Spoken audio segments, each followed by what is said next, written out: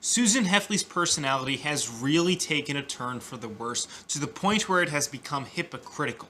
Let me show you what I mean. After the first book, Greg really wants to exercise and hone his body. And a lot of this is because he doesn't want to face Fregley in wrestling class. Greg is interested in working out and wants a weight set. But his mother is actually going to be pretty rational, because she says that if he really wants a weight set, then he has to prove it to her by doing some sit-ups and some jumping jacks for 2 weeks. This seems like a pretty reasonable answer, because a weight set is a lot of money, and she just doesn't want to waste money on something Greg might not use ever again.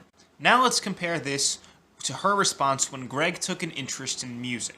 Greg says that 2 years ago, his mom saw him fooling around with one of those little electronic keyboards.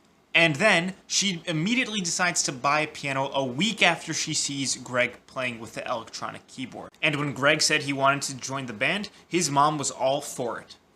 And even though the piano was an absolute disaster, and the family is still paying it off, Greg's mom justified this by saying that the piano wasn't the right fit for Greg, and that the instrument needs to find the person. What is this, Harry Potter? It's also a bit ironic that Susan wants Roderick and Greg to spend a lot of time with one another. And she does this to the point of buying magic and monsters books for hundreds of dollars. When in reality, she isn't close with any of her 4 sisters. And in fact, I don't think she's even friends with a single one of them, because she said that the friends she made came from camp. And she ended up being pretty fed up with everyone trying to look for the ring.